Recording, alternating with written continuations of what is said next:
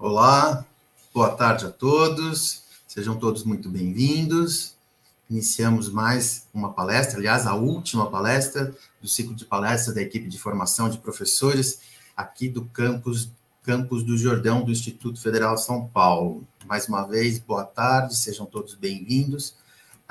Tivemos a última recentemente, né, do professor Tiago, falando da escola, democracia, educação, e hoje nós temos aqui o prazer de receber o professor Antônio Carlos Vaz, ele que é graduado em Educação Física pela Faculdade Integrada de Guarulhos, mestre em Educação no programa de História e Filosofia da Educação pela PUC, doutor em Ciências Sociais pela Unesp, agora graduado em Letras também, mais recentemente, em 2021, vejam que é um pesquisador inquieto, sempre em busca de formação, isso é muito legal, além de ser um grande amigo meu, e fiz o convite para ele nos brindar com a sua palestra hoje, né?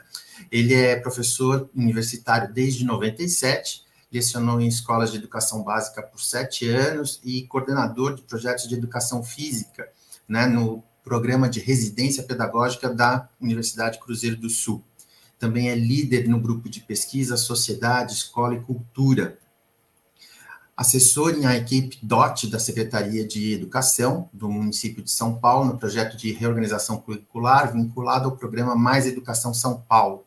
Além disso, ele tem uma série de outras atividades ligadas ao grupo de pesquisa, aos seus estudos, aos seus projetos nas universidades, e é um grande estudioso dessa temática. Hoje ele nos traz um tema muito querido para ele, né? Que é a subjetividade, diversidade e controle social. Então, Cacau, ele para os íntimos, para os queridos, né? Para os amigos, é chamado Cacau carinhosamente. Então, Cacau, por favor, eu não sei se eu fiz uma apresentação que faça jus à sua história, mas você tem toda a palavra. Por favor, nos brinde aí com a sua palestra. Legal, Rinaldo. Poxa, que alegria estar aqui. Não, você falou além do que eu mereço, certamente, né? Muito legal, quero registrar aqui minha alegria de estar aqui com vocês. Para mim foi um prazer ter recebido esse convite do Rinaldo, pelo Rinaldo de vocês, né? A indicação do Rinaldo para essa conversa. Rinaldo, que é um querido amigo, que foi parceiro de uma das experiências mais interessantes que eu vivi no ensino superior, e que nos tornamos amigos e dividimos alegrias e dores, né, Rinaldo? E foi uma experiência maravilhosa, pena que o tempo foi um pouco curto, né, daquela experiência, infelizmente. Mas tenho muito orgulho de ser seu amigo, um cara responsável, estudioso, um cara preocupado com a formação dos jovens. Então é uma alegria estar sempre em contato com você. E uma alegria estar em contato com vocês todos que estão aqui hoje para começar essa discussão. Como o Rinaldo falou, realmente é um tema que me preocupa e que me atrai bastante há muito tempo, enfim, e que eu continuo estudando a questão da subjetividade, da diversidade e as formas de controle social, né? E de como lutar contra isso. Muito bem. Obrigado, então, por essa introdução. Eu dei como título um outro título possível, né? Então, Sociedade, Diversidade e Controle Social, ou a genealogia dos valores e das representações e seus impactos sociais. A ideia aqui é a gente fazer um percurso voltando para tentar entender como é que se constrói as representações.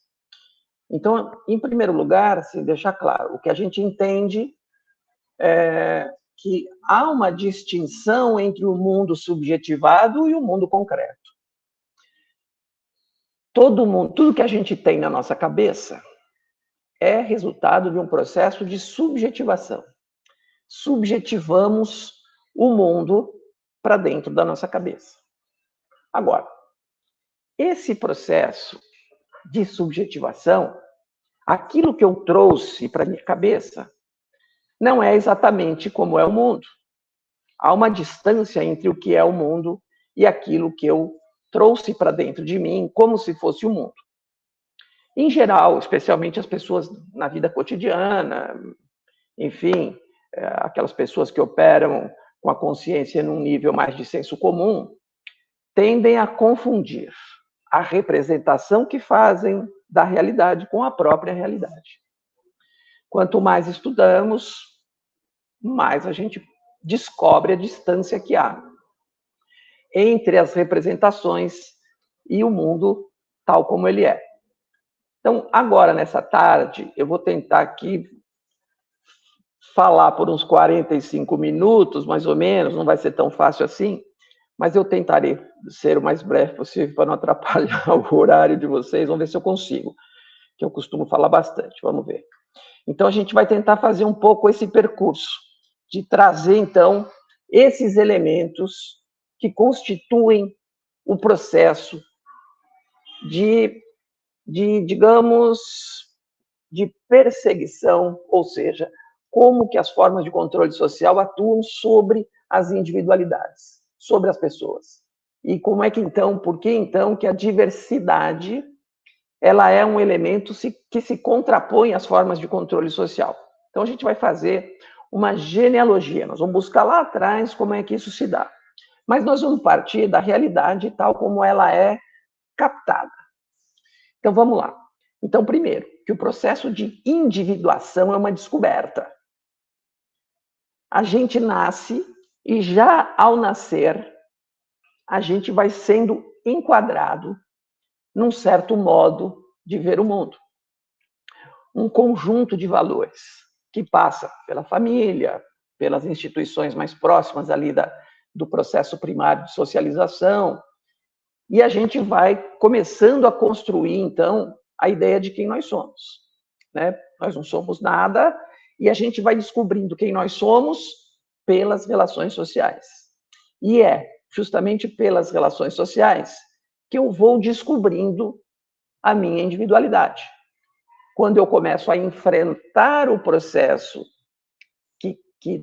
que deseja construir a homogeneidade, então cada ato de rebeldia ele tem um preço que é cobrado pelas diferentes formas de controle sociais, pelos diferentes complexos sociais que foram criados para isso, né? Então família, escola, igreja e tantos outros organismos sociais que tendem a produzir subjetividades homogêneas. Muito bem. Nós vamos começar aqui com esse conceito importante, com essa ideia importante do Lukács. Lukács, uns falam Lukács, Lukács, Lukács, Lukács. Eu prefiro falar Lukács, que eu acho que é mais fácil. Aliás, essa é uma distinção do processo linguístico, né? A língua ela vai se desenvolvendo e vai havendo uma escolha pelo mais fácil, né? Então, e justamente por isso, então, eu vou falar Lukács. Então, o Lukács, ele está chamando aqui para uma dialética reflexiva entre controle social e processo de individuação. Então, como é que se dá isso? Então, eles vão se constituindo nesse entrelaçamento dialético. Ou seja, um exercendo força sobre o outro. Então, para a gente entender, quanto maior o controle social, ou seja, quanto maior a força homogeneizante das instituições sociais sobre os indivíduos, menor a possibilidade de expressão dessa individualidade. Quanto maior a potência das individualidades, menor o controle sobre a individualidade. E, portanto, a homogeneidade vai se desmanchando. Gente, eu estou meio perdido aqui, porque eu estou fazendo pelo celular, e eu estou olhando aqui, mas ela não está espelho. Então, eu olho para a direita, ela vira ali para a esquerda, eu estou um pouco atrapalhado com isso. Então, vocês me desculpem aqui que eu estou olhando meio... parece que eu estou meio desfocado, mas é porque eu estou mesmo, tá? Então, há uma relação dialética sempre no processo de individuação, ou seja, de eu ser quem eu sou, e, ao mesmo tempo, uma força ou infinitas forças sociais que buscam imprimir em você um certo controle, construir em você certas marcas. Vamos lá, Carol. Muito bem. Vamos começar aqui dando um olhar de quem está olhando o mundo hoje, de como as coisas estão hoje, pensando nesse processo de controle social e de individuação. Então, nós temos aqui as mulheres, a comunidade LGBTQIA+, e os direitos humanos. Então, vamos pensar aqui. Ir e vir sem riscos de ser molestada ou violentada ou assassinada. De vestir-se como quiser. De poder dizer não aos desejos de qualquer pessoa, inclusive ao parceiro. De não ser assediado no transporte público. Vai lá, Carol. Ah, você mudou aí, eu aqui não mudei aqui, porque eu estou olhando pelo meu computador. Então, olha que interessante essa pesquisa. A insegurança é uma realidade para a maioria das mulheres brasileiras quando saem de casa. 74% já passaram pessoalmente por situações de violência quando se movimentavam pela cidade. E 88% conhece ao menos uma mulher que foi vítima de violência quando se deslocava. Estes são dados da última pesquisa realizada pelo Instituto Patrícia Galvão e Locomotiva, com apoio da Uber para captar impressões e vivências das brasileiras no deslocamento urbano. Vê, nós estamos falando aqui de uma realidade que todas que estão aqui hoje sabem e conhecem muito bem. Vamos lá, Carol. Metade das mulheres que declararam já terem sofrido um estupro, quando se moviam pela cidade, estavam a pé, quando foram violentadas. Sendo que houve maior número de relatos de estupro nessa forma de deslocamento por mulheres negras, 56%, e 43% por não negras. Vamos lá, Carol. Mais mulheres negras, 34%, do que não negras, 30%, relatam que já sofreram assalto, furto, sequestro relâmpago quando se moviam pela cidade. E a maioria das mulheres negras foram vítimas de racismo quando estavam a pé, 56%. Vamos lá, Carol. Bom, aqui a gente tem um quadro, olha que quadro interessante para a gente pensar essa coisa das mulheres, né? O meio em que elas estavam quando sofreram essas situações. Olha só como não tem saída, né?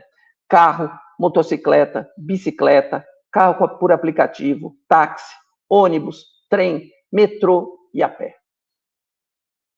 A importunação sexual é a única que tira do a pé. Ela acontece mais no ônibus. O resto tudo é em quem está a pé. Mas veja que nenhuma outra forma escapou das mulheres sofrerem qualquer tipo de assédio ou de violência. Vamos lá, Carol. Os negros, as negras e os direitos humanos. Passar por um comando policial sem ser parado para apresentar documentos, notas fiscais, etc.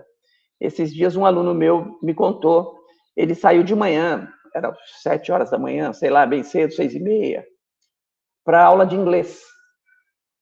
Viu o ônibus, saiu correndo. Só que entre o ponto de ônibus e o início da corrida, havia um carro da polícia. Foi parado. Ele teve que abrir a mochila para mostrar que, de fato, ele tinha livros de inglês e que ele estava indo para a aula de inglês. Evidentemente que ele perdeu aquele ônibus, além da humilhação que sofreu. Né? Outro dia eu fiz um levantamento numa sala de aula, quem já tinha sofrido abordagem policial, e impressionante como não escapou um negro e pardo do grupo. Inclusive, um deles disse assim, professor, eu estava indo para o treino de boxe.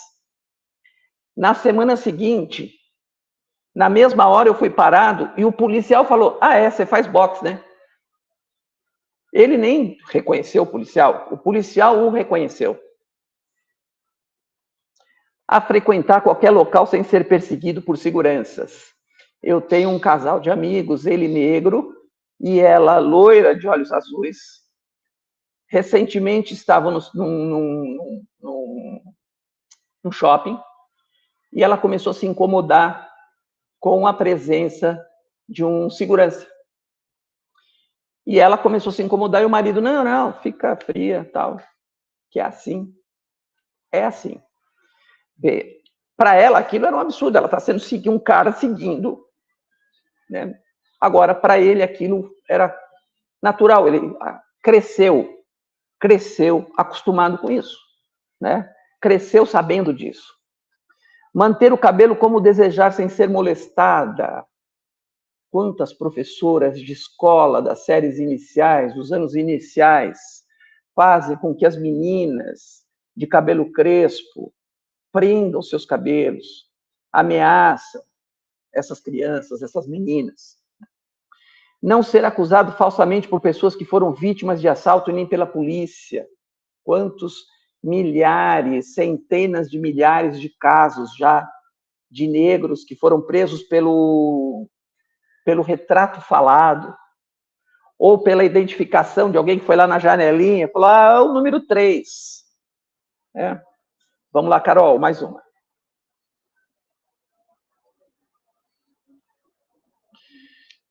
Dados recentes, a cada 100 mortos pela polícia em 2022, 65 eram negros. Mais uma.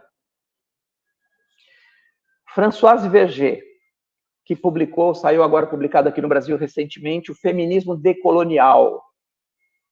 Estou adorando o livro, não terminei ainda, estou adorando o livro, vale a pena, indico para quem tem interesse nessa discussão decolonial.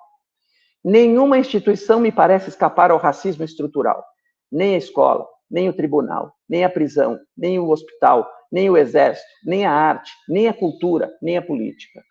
Ela dá um exemplo, quando ela fala isso aqui, antes do texto, ela dá um exemplo de um pedido de socorro de uma mulher negra de, acho que 27 anos, na França, isso, e que essa mulher, além de não ter sido atendida, foi vítima de chacota, pelo fato de estar doente, de estar necessitando de serviço médico.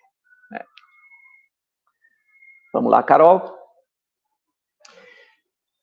Entidades subjugadas, identidades subjugadas. Enfim, essa lista poderia ser estendida por infinitos itens que fazem parte de todas as forças que atuam sobre as pessoas e que constroem as identidades subjugadas. As pessoas tomam contato com esses fenômenos desde o nascimento. Então, é a partir do nascimento que essa criança, que não entende absolutamente nada, não sabe absolutamente nada do mundo, ela vai se conectar. Ela vai começar o processo de subjetivação. Vamos lá, Carol.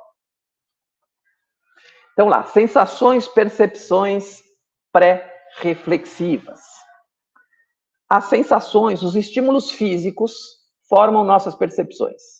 Vê que quando a gente olha para uma coisa, a gente não vê tudo. Quando você olha para um negócio, algo te chama a atenção, né? Essa atenção, inicialmente, ela é meio que aleatória. Mas na medida em que, paralelamente a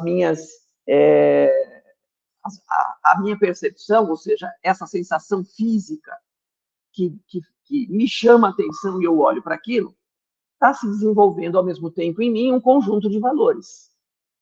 E esse conjunto de valores vai transformando, construindo uma nova percepção em mim. Então, um exemplo claro da gente perceber isso é uma pessoa que tem um histórico de racismo, porque pai e mãe eram racistas, e ela, ao longo da vida, ela foi sacando isso e foi deixando de ser. Então, piadas que ela achava engraçada, deixou de ser engraçada. Piada racista só tem graça para racista, fora deste universo, né? Como no Brasil, todos nós temos uma história de racismo na família, evidentemente que as nossas primeiras percepções, elas estão ligadas a esses grandes valores que percorrem a prática social. O conhecimento direto da realidade vivida é original e espontâneo, e é o ponto de partida para todos os outros tipos de conhecimento. Então, eu tenho lá a minha percepção. Só que, por exemplo, há elementos do racismo que são muito sutis, que inclusive é o que faz com que os racistas atribuem a coisa do mimimi. Ah, aí você está exagerando, né? Isso é mimimi. Poxa, mas eu só fiz uma piada. Poxa, eu só estou brincando. Né? Então, há elementos que denotam o racismo, mas que a sutileza é tão grande que, para uma pessoa não negra, talvez seja difícil a própria percepção disso. Talvez seja difícil até mesmo ela se perceber como produtora disso. Então, esse conhecimento direto da realidade, ele é um conhecimento, essa percepção, ela é uma percepção mediada por esse conjunto de valores que eu estou começando a internalizar como criança, eu estou começando a entender as coisas, e essa internalização, a construção da subjetividade, ela não se dá racionalmente. Não adianta minha mãe ou meu pai falar que o racismo é feio se o meu pai chega em casa falando do porteiro do prédio, porque ele fez isso também, porque é preto. Não adianta o meu pai e minha mãe falarem isso se na hora o cobrador do ônibus deu um troco errado, alguma coisa, e jogar a questão da cor da pele, né? É o que fica, a criança, ela está absorvendo, ela está construindo a partir dessas percepções. Então, eu estou falando, é aquela história que nós da educação conhecemos bem, a diferença entre falar e a prática social. A experiência, né? O exemplo, enfim. Então, não adianta eu falar contra o racismo e ter atitudes racistas, né? Mas a criança, ela está sacando não verbal. A criança, ela está olhando, até porque o verbal, a linguagem, é um elemento tardio no desenvolvimento de todos nós. Então, o que eu estou pegando ali, o que a criança está sacando ali é o não verbal, né? Então, o ponto de partida é sempre a percepção. Só que essa percepção, ela precisa ser mediada por outros elementos. Vamos lá, Carol. Em nossa ação cotidiana, os atos inconscientes pré-reflexivos predominam sobre os conscientes reflexivos. Claro, na vida cotidiana não dá para qualquer coisa que você for fazer, você refletir sobre aquilo, né? Você vai tocando, você vai fazendo quase que naturalmente, né? Como se fosse... É uma espécie de natureza, mas é uma natureza que o Bourdieu chamou de hábitos. Ou seja, aquilo que o indivíduo introjeta. Então, ele traz para a sua subjetividade aquele mundo e o lugar que ele ocupa naquele mundo. O ponto em que ele está. Não é um mundo neutro, é o mundo que ele está vivendo, é o mundo que ele é.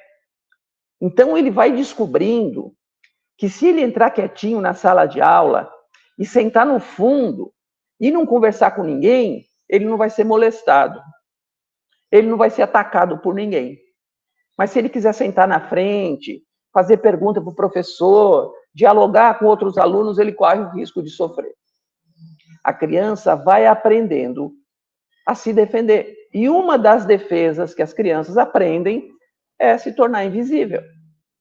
A invisibilidade é uma possibilidade de defesa dessas identidades subjugadas. Quando aprendemos o mundo acriticamente, sem sentir a necessidade de problematizá-lo ou refletir sobre ele, é porque estamos numa praxis inercial. Eu estou chamando de praxis inercial aquilo que eu faço todo dia, as escolhas que eu faço, as decisões que eu tomo na minha vida cotidiana. Se ela é inercial, se eu entendo a realidade como natural, não há o que fazer. Como se a realidade tivesse sido sempre assim o tempo inteiro. Como se ela não fosse uma construção, como se ela não fosse resultado de lutas, de forças em oposição, inclusive. Então, quando eu não questiono, então se eu olho para esse mundo acriticamente, eu vou simplesmente manter uma praxis inercial. Eu não vou colocar em movimento algo que possa colocar em risco o status quo, por menor que seja. Eu vou sempre reproduzir aquela sociedade nas minhas ações, enfim, no meu bate-papo, na minha piada, naquilo que eu compartilho na rede social. Mandou compartilhar, eu compartilho. Compartilha sem dó, eu compartilho sem dó, porque tem que ser assim, né? Então, essa perspectiva crítica, ela não nasce naturalmente com os indivíduos. Isso também vai demandar uma passagem interessante nesse processo de subjetivação. Vamos lá, Carol. Então, toda percepção ocorre numa atmosfera difusa e escapa ao controle do sujeito, pois não é um ato racional, mas de apreensão imediata de uma situação. Então, eu saquei aquilo ali e, para que esse se torne um conhecimento mais aprofundado, eu preciso, claro, lidar com este elemento, né? Então, senão eu fico nesse campo aqui de uma visão ingênua do mundo, né? Enfim, essa visão inercial a gente pode ver, por exemplo, entre o pobre de direita, o negro que não enxerga o racismo na sociedade, enfim, a mulher antifeminista, ele está numa praxis inercial. Ou seja, do jeito que chegou para ele, ele continua o seu trabalho. Mais uma, Carol, por favor. Opa. Acho que foi 2 aí, Carol.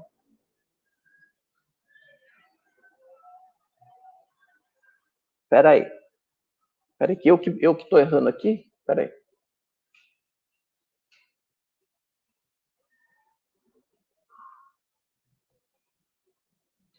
Isso aí, desculpa, eu que tinha errado, eu que apertei o botão para o outro lado aqui. Então, sempre haverá um saber latente, secreto, além da nossa percepção. Os objetos não nos são dados por inteiro. Uma parte se manifesta, enquanto outra está submersa no fenômeno. Então, eu estou apreendendo a coisa, eu estou olhando para o fenômeno, mas esse fenômeno, ele é a superfície. Só que por baixo disso aqui, você tem forças sociais gigantescas, poderosíssimas, que dão o tom, que coagem o indivíduo a certas posições, que ele pode até querer enfrentá-las, na medida em que ele vai conhecendo essas forças e conhecendo como também ele pode lutar contra isso, alterar essas forças, né? Mais uma, Carol, por favor. Então, os valores a partir da linguagem, com sua base cultural, dará sentido às percepções. Então, vê lá, a criança tá lá, pequenininha. Então, ela está percebendo aquilo que está ao redor dela. De todas as sensações que ela tem ali, ela já tem lá as suas preferências, digamos assim, coisas que chamam mais atenção, que vai formando esse conjunto de percepções. Que ela ainda não consegue dizer nada sobre isso. Na medida em que o processo de socialização avança e que ela começa a se comunicar e que a linguagem começa a aparecer, essa linguagem é que vai desenvolver um papel importante na sistematização dessas percepções. Então, a linguagem é o elemento catalisador, nomeador e classificador das experiências, ou das percepções. Quanto menos desenvolvida a linguagem da pessoa, mais grosseiro é o papel mediador da consciência no processo das percepções. Então, isso vale para todo mundo, não só para a criança, para o adulto, né? Então, quanto menos eu tenho desenvolvida a linguagem, mais grosseira será o papel que a consciência vai desempenhar nas percepções. Dá para entender isso? Então, na medida em que eu tenho amplo acesso à linguagem, eu sou capaz de falar e pensar sobre zilhões de coisas, mais facilidade eu terei para processar essas percepções, enquadrando-as de uma forma diferente ou uma perspectiva diferente dentro da minha experiência. Porque a experiência que a gente tem não é a experiência vivida, mas é a experiência percebida. Então, vamos aqui dar um exemplo. Todos os que estão assistindo aqui esse encontro estão vivendo a mesma experiência. Mas o que cada um levará dessa experiência será diferente. Porque a experiência em si, ela necessita da operação da consciência. Então, talvez alguns entendam um certo aspecto, em algum aspecto ficou com um pouco de dúvida, ou na hora da experiência que precisou atender alguma coisa, alguém me chamou, peraí, e tal, e eu perdi outras coisas, enfim. Nenhuma experiência resulta no mesmo processo para cada um dos indivíduos que estão vivendo a mesma experiência. Então, eu vivi, por exemplo, eu e o Rinaldo vivemos uma experiência incrível numa universidade. Mas certamente a minha experiência, o que restou da minha experiência, acho que essa é a palavra, o que restou em mim daquela experiência, provavelmente é diferente do que restou ao Rinaldo daquela experiência. Porque, claro, as individualidades e o lugar que cada um ocupava naquela instituição nos trouxe reflexões diferentes. Nos trouxe, então, a possibilidade de refletir aquela experiência e chegar a coisas provavelmente diferentes. Muitas coisas semelhantes, mas algumas coisas diferentes. Então, a linguagem é esse elemento. Então, quanto menos desenvolvida a linguagem, menor a minha capacidade de processar criticamente as minhas percepções.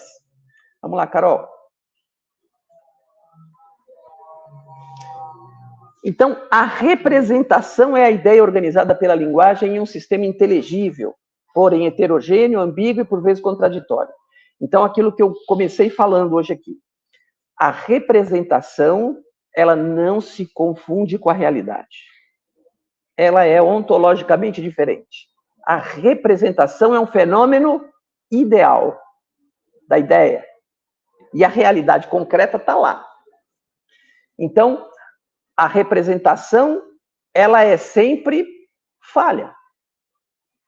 Quanto menos eu desenvolvi a linguagem, quanto menos estudos eu tenho, quanto menor a minha capacidade de refletir sobre a realidade e de estranhar a realidade, de pensar que a realidade é como é, porque as forças sociais e dos indivíduos fez com que ela fosse assim.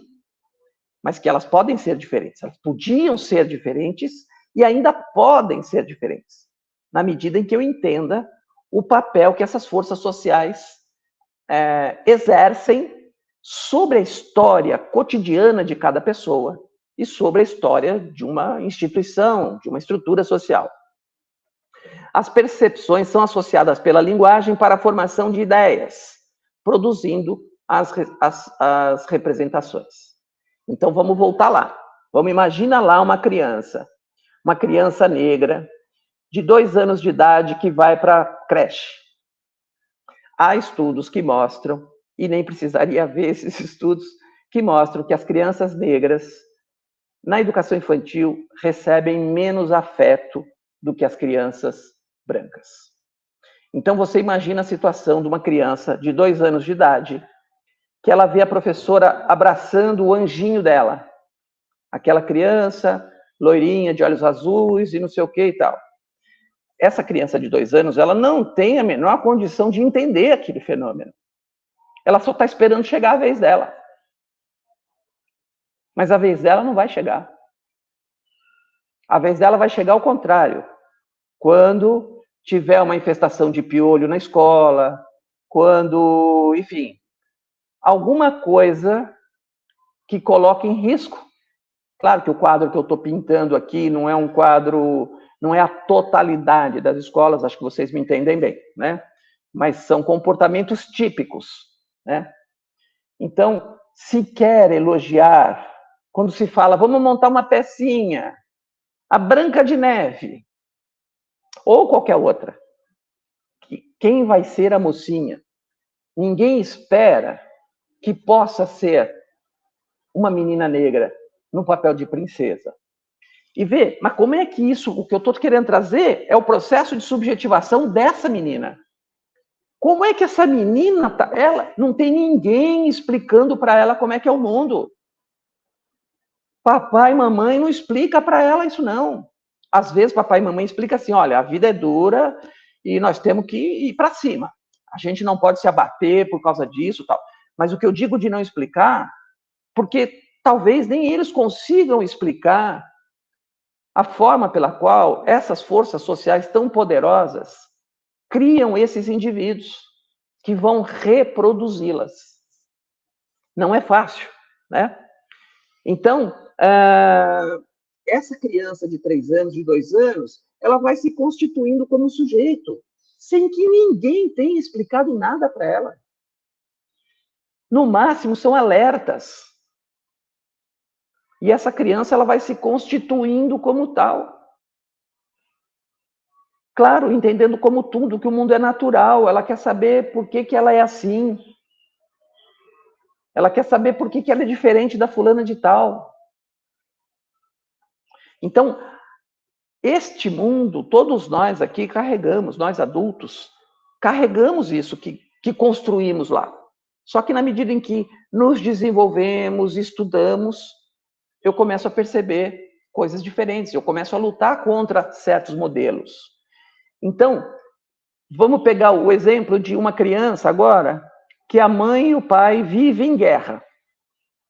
A minha pesquisa de doutorado foi a violência praticada por namorados contra adolescentes.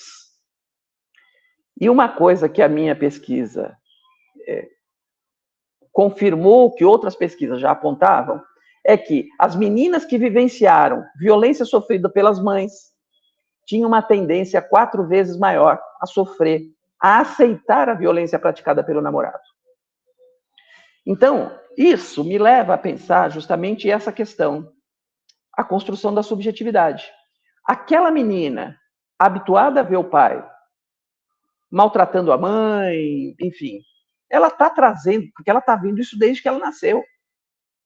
Então, ela vai constituindo em si aquela vida como uma vida normal. Se você perguntar como é que é a relação do papai e da mamãe, normal. Quando que ela descobre que o mundo pode ser diferente? Só quando ela tem acesso, e pode ser pela novela, pode ser pelo filme, pelo desenho animado, ou na casa da priminha, na casa da amiguinha, quando ela vê que papai e mamãe não brigam. Aí ela começa a perceber que a realidade social, ela não é universal. Ela é histórica e marcada por cada casa, por cada indivíduo. Ela pode se transformar. O resultado desse ponto da minha pesquisa, que eu falei aqui, é evidente que não significa dizer que a menina que presenciou a mãe sofrendo vários tipos de violência do pai, que ela automaticamente vai sofrer. Pelo contrário, ela pode, inclusive, virar uma mulher que lute contra isso. Mas o fato é que uma parte delas, a primeira impressão é a naturalização. A primeira percepção é a naturalização. E eu só vou desnaturalizar quando eu perceber que aquilo não é natural. E eu só percebo que aquilo não é natural quando eu vejo que aquilo não acontece em todos os lugares. Que a minha amiguinha, que o meu amiguinho tem uma história diferente. É quando eu vejo o diferente, é que eu percebo que as coisas não são como são porque tem que ser assim. Elas são como são porque as forças que constituem esse mundo e que rodaram a história, e a história num sentido não só mais amplo, mas a história dentro da minha casa, dentro da minha sala de aula, é que eu vou percebendo como é que essas coisas vão se dando, né? Carol? Então, veja, a consciência é a capacidade, maior ou menor, de explicar os fenômenos de maneira clara e distinta. Então, quando eu percebo, quando a criança percebe a distinção, quando ela começa a ver que as coisas podem ser diferentes, ela começa a formular na cabeça possibilidades explicativas, hipóteses. Porque ela quer entender por que isso é diferente. Porque agora já não é mais caso de eu aceitar com naturalidade como se esse fenômeno fosse universal. Eu começo a perceber que é possível que isso seja diferente. Por que foi diferente lá? E isso desperta, ou pode vir a despertar, a ideia de entender esse mundo, justamente para poder transformá-lo, né? E o desenvolvimento da consciência se dá no dia a dia, no fluxo da vida, ou seja, na própria existência com a complexificação das representações. Então, na medida em que eu eu vi que a coisa é diferente e que eu posso, portanto, mudar, eu começo a refletir sobre as representações que eu produzo e eu começo a transformar as minhas representações. Corpo e consciência formam uma essência única. Um corpo sem consciência é um autômato. Então, a consciência é um elemento fundamental no desenvolvimento desse ser, né, como um indivíduo. Carol? Então, a fé na percepção ou nas representações pré-reflexivas, como diz Merleau-Ponty, produz uma vida silenciosa, uma aceitação ingênua do mundo. E só é quebrada pelo pensamento crítico, que põe em dúvida o que se percebe, aquilo que é tido por normal. Vê, eu sempre digo para os meus alunos que é muito importante que eles perguntem. E o aluno tem vergonha, às vezes, professor, posso interromper? Ele deve, né? Porque é justamente a pergunta que tira esse cara do lugar. Uma pessoa que não pergunta, ela tende a ficar estagnada, ela precisa perguntar, ela precisa perguntar-se antes de mais nada, né? Então, o exercício de perguntar é o que faz a própria experiência sair do silêncio, da passividade, ao introduzir inquietações e dúvidas, produzindo, assim, representações mais criativas e criadoras da realidade. Então, quando eu passo a perguntar, então, os estudantes que estão aqui assistindo isso, cara, perguntar é fundamental. E não existe pergunta que não cabe, não existe pergunta idiota, porque toda pergunta nasce da capacidade desse indivíduo, a partir das representações que ele tem, de formular aquela pergunta. E cabe a nós, professores, conseguirmos interpretar essa pergunta. Porque quando o aluno pergunta, ele me dá a chance de eu saber de onde ele está falando.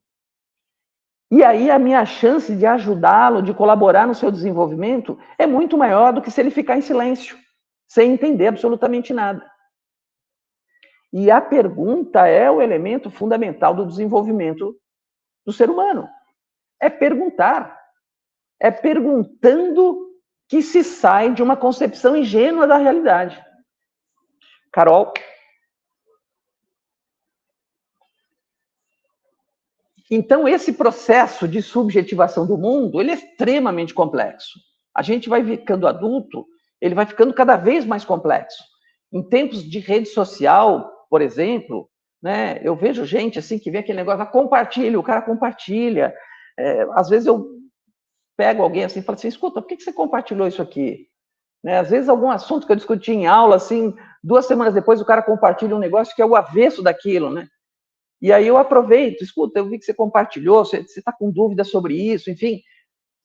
Porque há uma tendência gigantesca nessa praxis inercial. Porque a praxis crítica dá trabalho, de fato dá trabalho. É muito mais trabalhoso, mas é muito mais prazeroso você trabalhar com quem pergunta. Porque quando você é perguntado, isso também te desenvolve. Isso também te tira do conforto para você buscar explicações para aquilo. Ainda não entendi, você se esforça, busca outras explicações. Então, a gente, como professor, também está sempre vinculado aos porquês, né? Os porquês são fundamentais, né? Então, as representações são construídas pelos indivíduos a partir das percepções de suas experiências.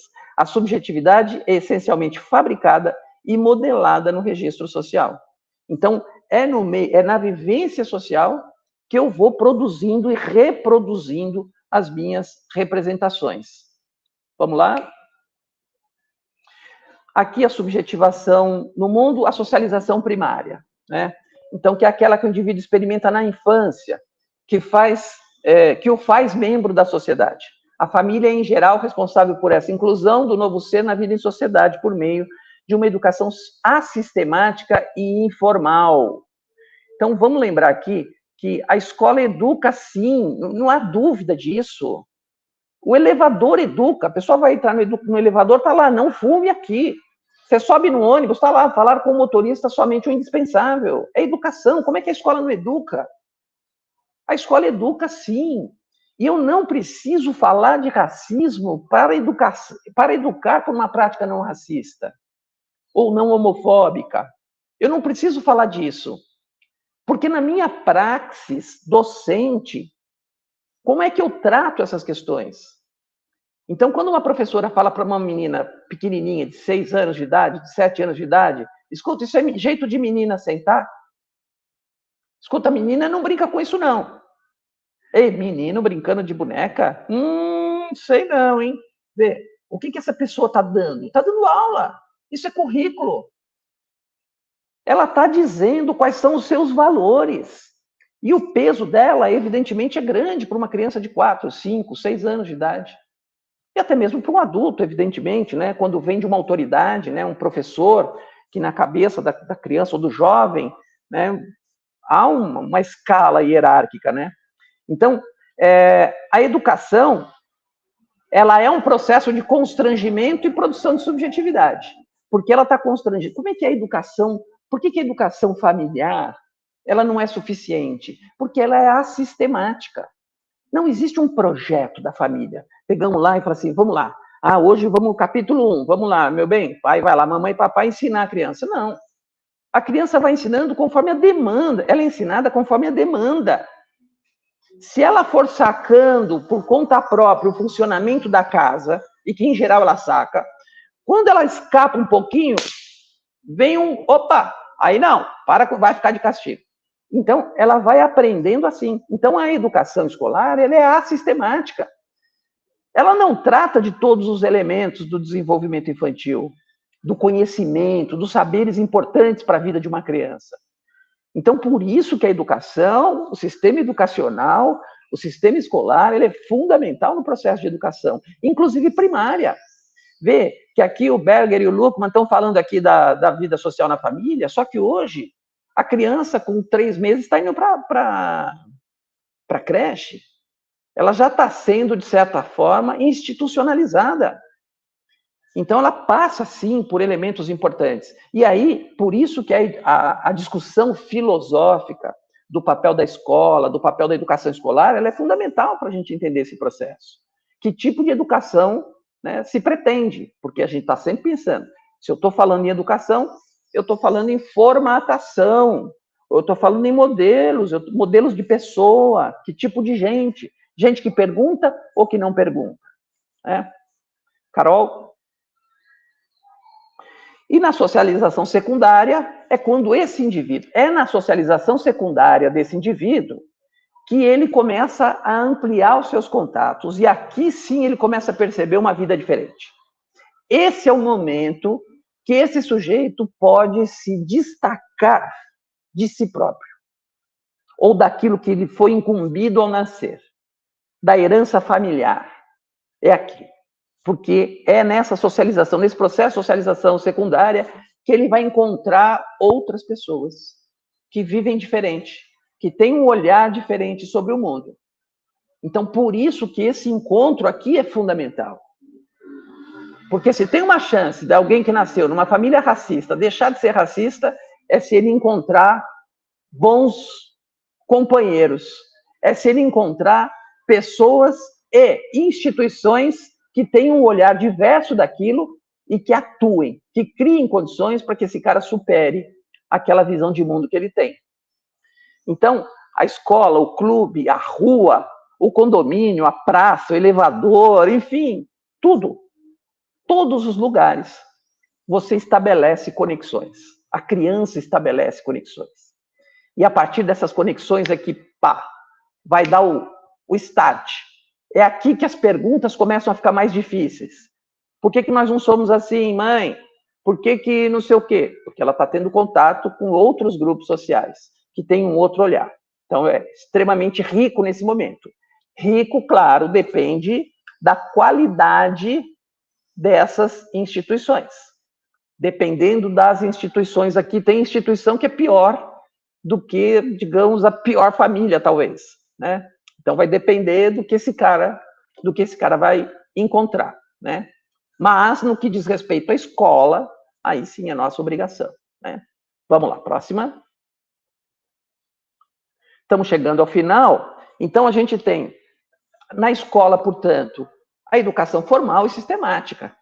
Então, é na escola a chance de você conseguir que esse cara, que você possa potencializar esse sujeito, que ele possa, de fato, participar ativamente da vida social e política, que ele possa desenvolver as suas potencialidades, é essa escola.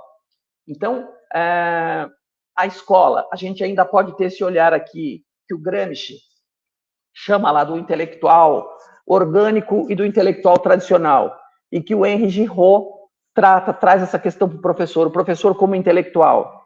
De que lado nós estamos?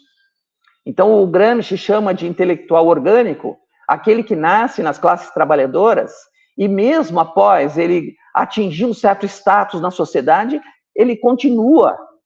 Ou seja, aquele sujeito da classe trabalhadora não saiu dele. Sabe quando a gente fala assim, eu não sou pobre, mas eu não sou mais pobre, mas o pobre não saiu de mim. Esse é o intelectual orgânico. Então, é aquele cara que não nega as suas bases, as suas origens sociais e que continua a luta por um mundo melhor. Ao passo que o intelectual tradicional é aquele que migra, ele passa a fazer o serviço das elites, né? Mais uma, Carol? Então, para finalizar, nós temos aqui 2 tipos de currículo. O currículo prescrito, que é a anulação da subjetividade do professor, que é baseado em livros didáticos, apostilas, programas curriculares produzidos por especialistas. Aqui não se percebe os efeitos curriculares das práticas chamadas por Michael Apple de currículo oculto, que foram esses exemplos que eu dei. Então, da branquinha, que é a princesa, do branquinho, que é o príncipe, enfim, a maneira de sentar, menino brinca disso, menina brinca daquilo. Isso tudo faz parte do currículo oculto para o Michael Apple. O Michael Apple estava discutindo ali, vê que isso aqui acontece na escola. Está acontecendo, as pessoas fazem isso. Então, aquela criança... outro dia eu estava fazendo um estudo em livros de ocorrência numa escola, e eu vi que o menino foi advertido porque dançou na aula. A professora chamou ele para ele responder uma coisa, e ele não sabia e fez uma dancinha. E ele foi advertido. Ele foi para a diretoria e escreveram isso no livro de ocorrências. Então, se a gente olhar por esse aspecto, isso é currículo. O que a professora está dizendo para esses alunos? Né? Pelo amor de Deus, aqui não é lugar disso aqui. Isso aí, dançar, você vai dançar não sei aonde. Né? Ela não foi capaz de integrar essa manifestação corporal de um aluno de 8 anos de idade. Né? Então, no currículo prescrito, é aquilo lá. Então, eu não vou falar de gênero, eu não vou falar de racismo. Mas por quê? Não, porque isso aí é coisa da família. Nós vivemos num país que mais mata gays, travestis no mundo. Entre os que mais matam mulheres. Ora, que educação familiar é essa que tem, que a escola não pode intervir nisso, né? E a segunda alternativa é entender o currículo em ação. Quando o professor se reconhece como autor do currículo e percebe que o racismo, as questões de gênero, de sexualidade e de outras tantas formas de marcar para inferiorizar as pessoas estão presentes em todas as aulas. Né? Crianças com sotaque nordestino, por exemplo, né? Eu sou aqui de São Miguel Paulista, que é uma região de presença gigantesca, né, da comunidade nordestina.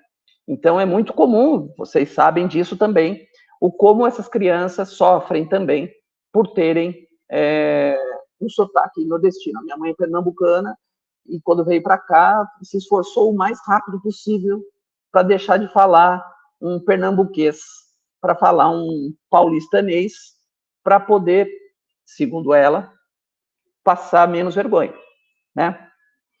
Muito bem, eu acho que... sim, então é isso. E aqui, no final, Carol, mais uma que está a bibliografia, que eu me baseei para montar essa palestra, e fico à disposição aqui. Eu estourei um pouquinho, né? Falei uns 15 minutos a mais aí do previsto, me desculpem. E olha que eu corri. Tá ótimo, foi excelente, Cacau, foi muito bom ouvir você. Agora a gente vai abrir um pouquinho para perguntas, né? Então, o pessoal que está aqui com a gente, aqui no YouTube, se quiser, por favor, coloquem suas perguntas, que a gente repassa ao professor. Enquanto isso, a gente tem... Opa, já chegou. Aqui uma, olha lá. Legal, Ana Cláudia. Agradecendo, isso. Muito bom, Ana. Obrigado. Obrigado, Ana Cláudia. Mas, Cacau, você fala de uma maneira tão interessante que nos provoca, né? A gente, enquanto formação, a nossa equipe de formação de professores está no papel de trazer esses questionamentos, de fazer essa reflexão, né? Então, como que uma instituição ela pode e deve, né, trabalhar para não homogeneidade, para esse currículo tácito, esse currículo que acontece sem a nossa intervenção crítica, esmague essa diversidade, impeça ela de florescer, que a gente tenha olhos para reconhecer a diversidade que se impõe na sala de aula, né? Porque muitas vezes o papel do professor quando ele é acrítico, né? Quando ele é tradicional, esse professor intelectual tradicional, é exatamente isso, né? É ir podando as asinhas, né? As flores e deixar todo mundo homogêneo, né? Deixar todo mundo igual. E como que a gente trabalha nisso? Eu imagino o seguinte: se nós temos a sorte de, numa equipe, numa universidade, de termos professores que são abertos a isso, é fácil, né? É mais fácil. Mas quando a gente não tem esse ambiente, como é que a instituição começa a se fazer pensar para se abrir para essa perspectiva mais inclusiva, né? O que você nos diz disso? Bom, Reinaldo, acho que a experiência que a gente teve como coordenador de curso implica nisso também, né? Então, os cursos que coordenamos, você, eu, foram experiências importantes também. Quando a gente pode fazer a seleção do professor, fica mais fácil, né? Quando você está numa universidade privada, que você pode fazer a seleção de quem você vai contratar, porque você já faz essa seleção a partir desse entrelaçamento, né, e tal. Agora, vamos pensar aqui nas escolas públicas, por exemplo, que as pessoas chegam lá por concurso público e tal. Eu acho que o trabalho, faz tempo que eu tenho defendido isso, o trabalho, talvez o mais fundamental na escola hoje, seja o da coordenadora pedagógica. Porque é a coordenadora pedagógica que tem que propiciar esse tipo de discussão. Ela tem que levar textos, tem que fazer essas discussões, por exemplo, tanto a escola, as redes municipais como a estadual, ela tem espaço para discussão, né? Ela tem espaço de formação em horário de trabalho, o que já é uma coisa interessante, né? No tempo que eu fui professor da escola estadual, não havia ainda esses horários coletivos. Agora, quem ocupa o cargo de coordenadora pedagógica? É alguém que fez um concurso? Agora, fazer o concurso, ter ido bem num concurso, quais as competências que ela precisou ter para virar coordenadora pedagógica? Ela precisou estudar uma bibliografia e manter aquilo na cabeça e fazer. E agora? O trabalho de coordenação pedagógica é um trabalho muito duro, difícil, desafiante, lindo, eu adoro esse trabalho de formação. Mas ter competência para isso, para o diálogo, para o convencimento, né? Municiando com textos, fazendo com que as pessoas se expressem, porque há um problema grande na formação de um corpo docente, por exemplo, como você perguntou, que muitas vezes as pessoas, a resistência é calada, né? Ela não se manifesta. Ela não se manifesta muitas vezes por vergonha, embora nós vivemos um período aí de 4 anos em que os envergonhados se desavergonharam, enfim, e veio tudo à tona, enfim, podendo falar livremente, ser racista, ser homofóbico e tudo mais, né? Então, isso complicou um pouco esse nosso espaço educativo, né? Agora, essa é uma construção, né, Reinaldo? Não tem outro jeito de ser, porque a pessoa, ela precisa compreender isso.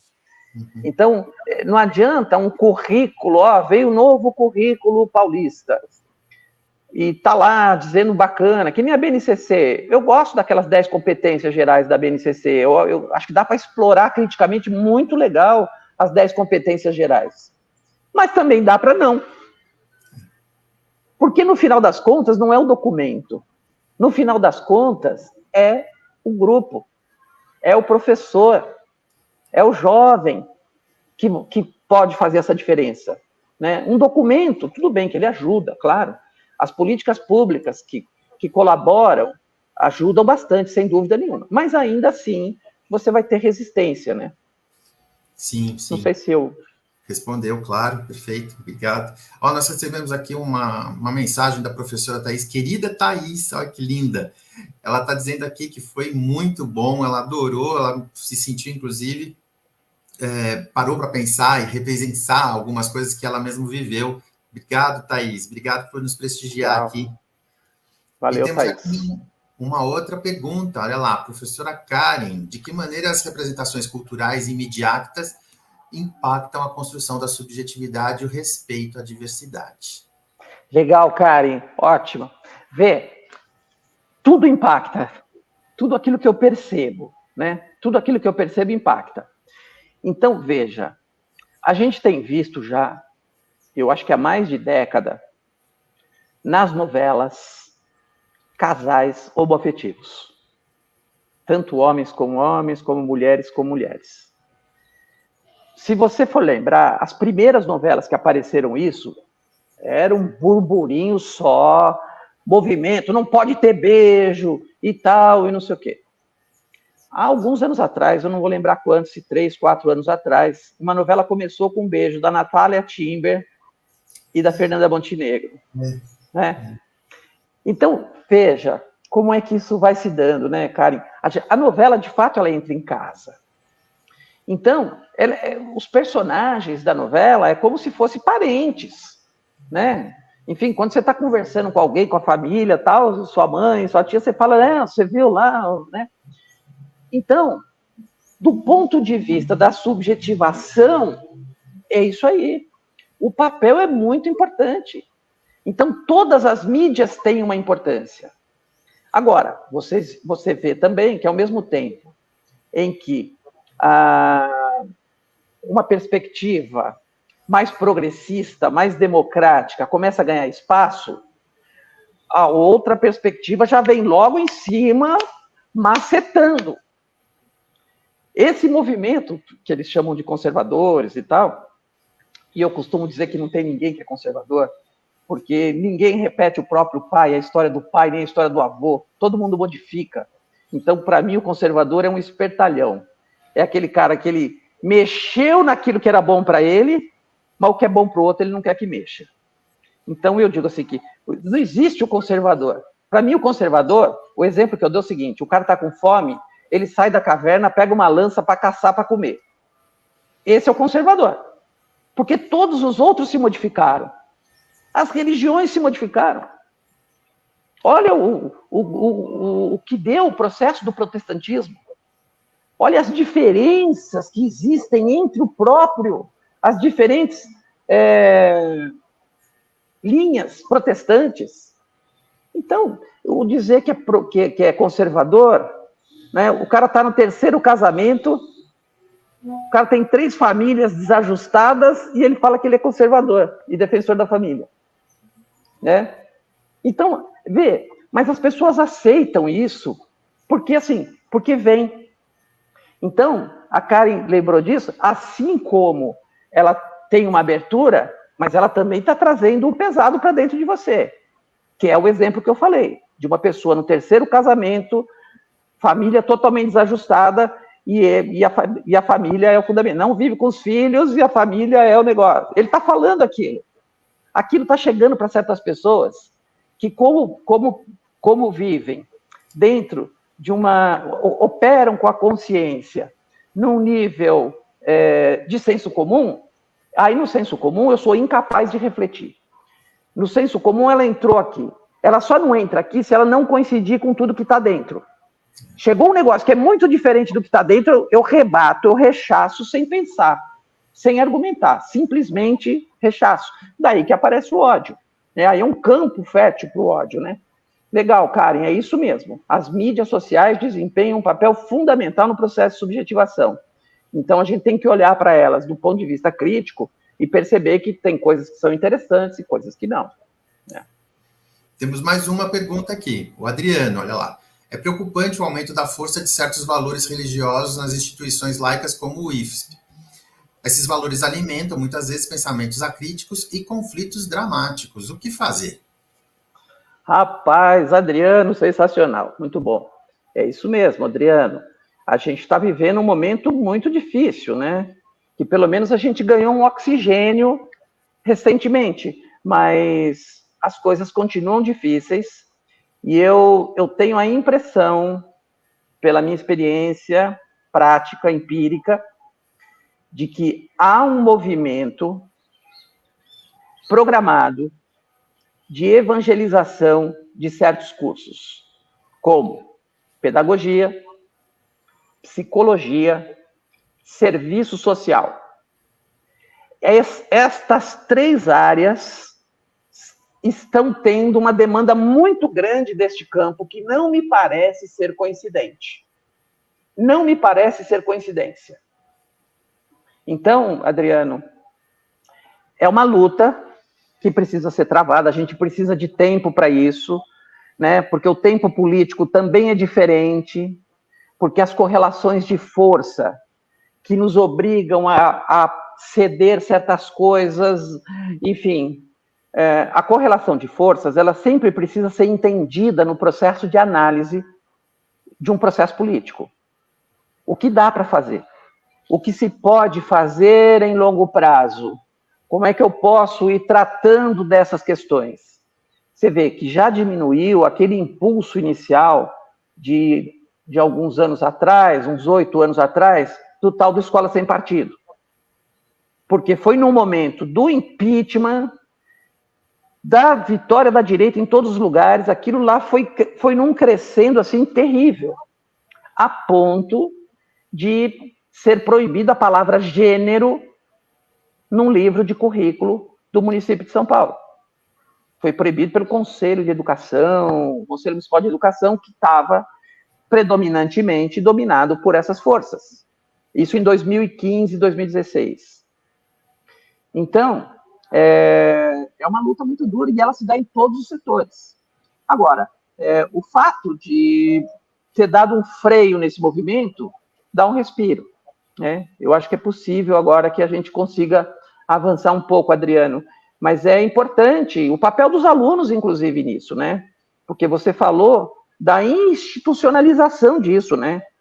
Então, aí tem um papel do aluno também, né? De fazer, colocar. Eu soube agora recentemente de uma história, um professor de história numa escola particular, que, falando da Bíblia, um aluno perguntou sobre a história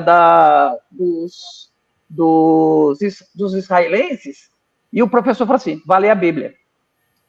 E dando explicação sobre o confronto árabe-judeu a partir da Bíblia. Quando eu soube, eu falei, nossa senhora, eu ia na direção da escola. Mas é que a filha da pessoa falou assim, não vai, pai, porque senão vai ficar mal para mim. Então, isso está na escola particular. E não é uma escola religiosa, não, é uma escola laica. Então, isso está presente, enfim, e de fato, e não é nada contra a fé de ninguém, mas é como você falou, Adriano, a escola é laica, o Estado é laico, né? Então, não é possível isso. Eu sou a favor do ensino da religião na escola, mas da religião como cultura, né? Então, o cara entender todas as religiões, como que elas nascem, quais são seus fundamentos, qual o cruzamento dela com o poder político real. Acho que isso seria muito interessante para que os jovens... Você vê, a religião é muito importante na vida do brasileiro. Então, por que não estudá-la, né? E o Rinaldo é um expert nisso, inclusive, né? Estudo mesmo. Mas você fala uma coisa muito interessante, né? A gente tem aqui uma resposta do Adriano. O Adriano é psicólogo, tá, Cacau? Então, ele está dizendo que... que legal! Está tendo o processo de evangelização. Não está fácil, né, Adriano? Não está.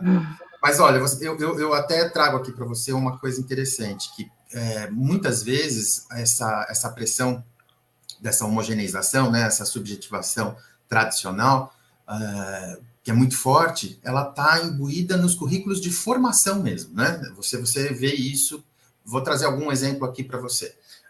nos currículos de eventos, de turismo, quando a gente estuda, por exemplo, cerimonial e protocolo, existe aí em alguns, não vou dizer assim, nos últimos 10 anos, 15 anos, vem mudando, aos poucos vem mudando, mas ainda existe. Conheço professores que, de alguma maneira, ainda fazem, sabe, menção a essas referências. Então, por exemplo, na hotelaria, numa recepção de hotel ou nos navios de cruzeiros, as pessoas tatuadas, por exemplo, ou no rosto, no pescoço, ou nas mãos, né, têm menos chances de serem contratadas, né?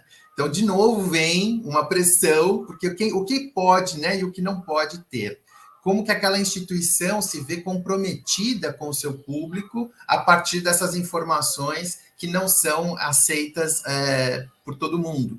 Então, essa questão da diversidade, mesmo que seja estética, né, já denuncia aí um viés preconceituoso, né? E você vê o professor trazendo isso para dentro da sala de aula, né? Não que ele acredite nisso, mas que ele diz o seguinte: olha, tem empresas, tem instituições que não vão te contratar se você tatuar o seu corpo nessas partes, né? E aí você vê de novo essa pressão, né?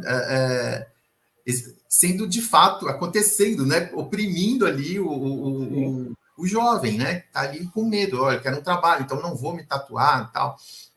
Independente da questão pessoal, se eu gosto da tatuagem, se eu não gosto da tatuagem, não é isso que está em questão aqui, mas é uma pressão social do trabalho. Então, olha, você quer trabalhar nessa área, cuidado, você não pode fazer tais coisas, né? Você não pode ter piercing no olho, no nariz, na língua, você não pode fazer, né? Pintar o cabelo colorido, você não pode isso, você não pode... Um monte de nãos, né? A pessoa fica, de fato, bastante limitada, né? Ela fala assim, eu tenho que ser muito invisível, eu tenho que ser qualquer um, né? Eu posso ser um bonequinho da Playmobil, né? Para poder trabalhar aqui na recepção do hotel ou no... A mesma coisa o comissário de voo, né? Hoje está um pouco mais flexível, mas antigamente as comissárias, né? Elas tinham tinha que ser top model, né? Uma coisa... Sim. Tá no nosso inconsciente, né? Tá lá, A tal da aeromoça. Isso, fetiche, né? Fetiche. Você lembra da década de 70, 80, o Sargentelli com as mulatas viajando o mundo, falando do Brasil, né? Com o fetiche da mulher brasileira. Aliás, isso era propaganda oficial do país para trazer turistas para cá. Mexe exatamente nisso que você está tocando, né? Sim. Olha, o Adriano trouxe um novo comentário aqui. Cacau, muito bom seu comentário sobre a parceria entre ciência e religião nas escolas. O conhecimento não precisa se opor ao outro, mas possibilitar a ampliação da produção de sentidos. Muito bom, Adriano, isso mesmo. Legal, Adriano. Bacana, pessoal, Adriano, temos mais algumas perguntas? Alguém mais querendo falar com o professor Cacau? Você falou que eu sou Cacau para os íntimos, mas eu não sou Cacau para os íntimos, eu sou Cacau para todos, viu? Para todos, né? Olha, eu tacitamente já fiz isso. Né? Eu não consegui ficar na formalidade com você aqui, né? Mas então essa nossa intimidade escapou, transbordou e contaminou todo mundo. Obrigado, Adriano, pelo entendimento dessa intimidade, né? Muito bom. Então, se a gente não tem mais perguntas, pessoal, eu gostaria aqui de fazer as palavras de encerramento, os meus agradecimentos a você, Cacau. A gente tem aqui uma gratidão enorme. O IFE, de Campos do Jordão, está esse semestre, não só esse semestre, desde o início do ano, mas principalmente mais intensificamente agora, com uma missão de trazer um pouco essas reflexões na equipe de formação de professores, por conta de episódios que tivemos, né, de intolerância, vamos dizer assim, de manifestações contra a diversidade na escola, né, não entendendo a escola como parte da sociedade e tal. E a sua fala contribui muito para nós, né, nesse contexto. A gente precisa realmente pensar, refletir sobre isso, principalmente os professores e o corpo acadêmico, porque a gente tem aqui um desafio muito grande. A comunidade de Campos do Jordão me parece ser bastante mais tradicional, né? E a gente tem aqui um ambiente que está sendo receptivo à diversidade, né? Nós temos aqui a nossa missão no IFE, é exatamente essa, promover a pluralidade, né? Fazer aqui um espaço de convivência e de paz.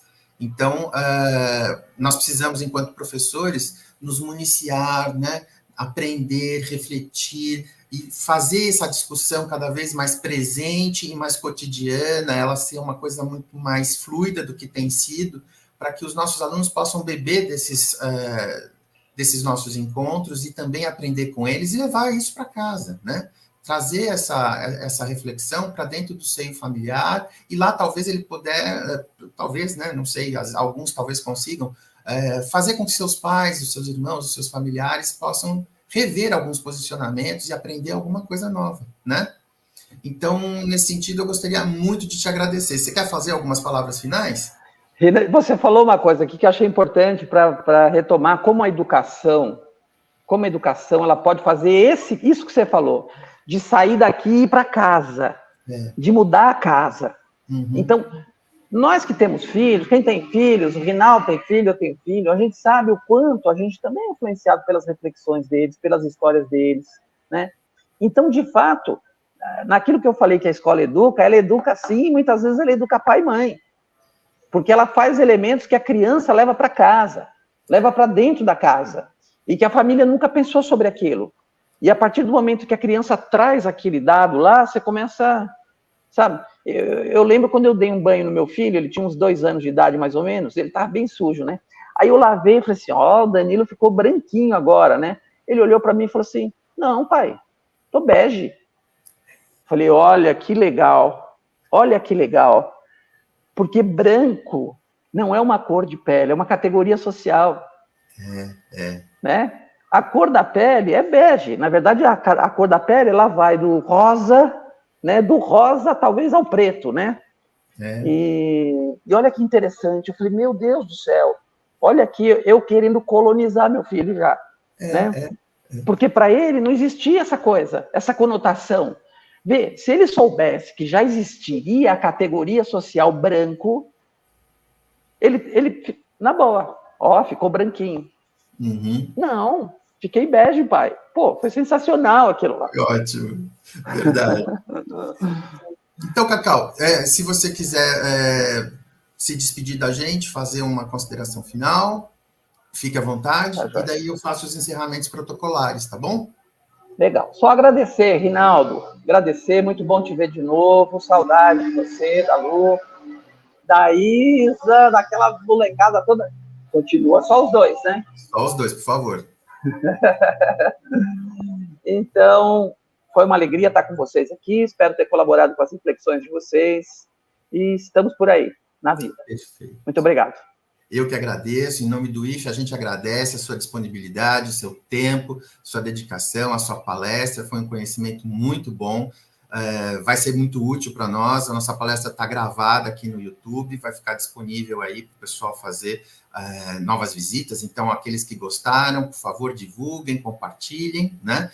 Existe um link aqui nos comentários, se vocês virem, para confecção de certificados. Então, aqueles que participaram, por favor, acessem o link e preencham lá o formulário eletrônico para você receber o seu certificado, tá certo? Mais uma vez, então, em nome da equipe de formação de professores, o Alisson, a Karen, a Thaís, a Carol, o Valmir, né? A gente tem aqui uma equipe muito plural e muito disposta, sempre aqui, trabalhando para trazer essas palestras maravilhosas, como foi a do professor Cacau, tá certo? Então, gente, muito obrigado, um grande abraço. A gente não tem mais encontros, então vamos nos rever lá no ano que vem. Eu não estou mais no IFE, mas a equipe está com certeza muito completa e vai continuar o bom trabalho, vai fazer uma série de novas experiências aqui para a gente no nosso canal, tá bom? Um grande abraço a todos e até mais. Tchau, Cacau. Tchau, pessoal. Tchau, tchau.